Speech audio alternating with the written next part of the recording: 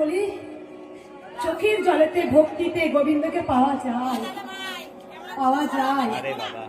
তাই রুহি দাস তিনি কিন্তু গোবিন্দর কৃপা পেয়েছিলেন। প্রহ্লাদের জন্য নৃসিংহ নারায়ণ এসেছিলেন, বিষ্ণু সত্য যুগে ছিলেন নৃসিংহ নারায়ণ, দাপর যুগে ছিলেন সত্য যুগ, ত্রেতা যুগে ছিলেন রাম, দাপর যুগে এলেন ভগবান শ্রীকৃষ্ণ, আর কলিতে এলেন মহাপ্রভু চৈতন্যদেব। তিনি ঘরে ঘরে নাম সংকীর্তনে বিলিয়ে গেলেন। যার এই মহানাম আজকে মায়েদের বদন থেকে শোনা যাচ্ছে। তাই হরি কথায় আর গোবিন্দ কথায় যে কি পাওয়ার আর যে কি শক্তি, যে একবার অন্তর দিয়ে বলবে হে গিরিধারী, হে নন্দলাল, আমি তোমায় ডাকছি শোনা, সে আসবে। ভগবানকে আমি তন্ত্র মন্ত্র কিচ্ছু জানি না, এইটুকু জানি যার যত ভাব তার তত লাভ। আর গোবিন্দকে পাওয়া যায় ভক্তিতে। সে তো কোনো কিছুতে সন্তুষ্ট নয়। আপনি ওকে সোনা দানা দিয়ে বাঁধবেন, আপনি ওকে ভালো মন্দ খাবার দিয়ে বাঁধবেন না। আপনার যদি ভক্তি থাকে একটা বাতাসাতেও গোবিন্দ সন্তুষ্ট হয়। তাই গোবিন্দ নাম আমাদের মুখে বলতেই হবে। এই কলিযুগে ধরাধামে আবার কৃষ্ণকালী মা এসেছেন, যেটা আমার মাধ্যমে হয়তো মা চেয়েছিলেন যে আমার মাধ্যমে প্রচার হোক। তাই আমি সকল সন্তানদের একটা কথাই বলেছি, ওগো তোমরা জয় কৃষ্ণকালী মায়ের জয় এই মহামন্ত্র বদনী বলো, তিনি আমাদের উদ্ধার করবেন, তিনি ঈশ্বর।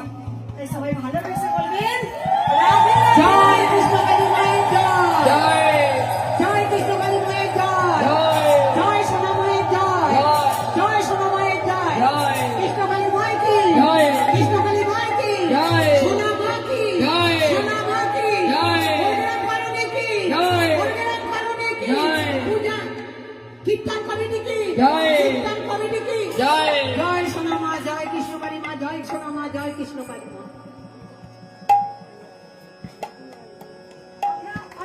কথা বলি, যেখানে অনেকে বলেন কালী পুজো করলে কৃষ্ণ পূজা করা যাবে না, কৃষ্ণ পুজো করলে কালী পুজো করা যাবে না, ভুল। কারণ সেই তো সব, তিনি তো অর্জুনকে সব দেখিয়েছিলেন, তার সমস্ত রূপ দেখিয়েছিলেন, তিনিই তো সব। তাই জটিলা কুটিলা কাছে তিনি হয়েছিলেন কৃষ্ণ, কালী হয়েছিলেন। তাই তিনি সব, যিনি কৃষ্ণ তিনি কালী, যিনি শ্যাম তিনি শ্যামা, যিনি নারায়ণ তিনি হচ্ছে নারায়ণী, তিনি সব। রাধে রাধে, রাধে রাধে। সবাই ভালো থাকবেন, সুস্থ থাকবেন। আমার একটাই কথা, যেটা যত চাই কিছু হোক না কেন, যতই হাতে কর্ম করুন, ঘুম থেকে একবার গিরিধারী নামটা সবারই নেওয়া দরকার আছে। রাধে রাধে, রাধে রাধে। হরি বল, হরি বল, হরি বল।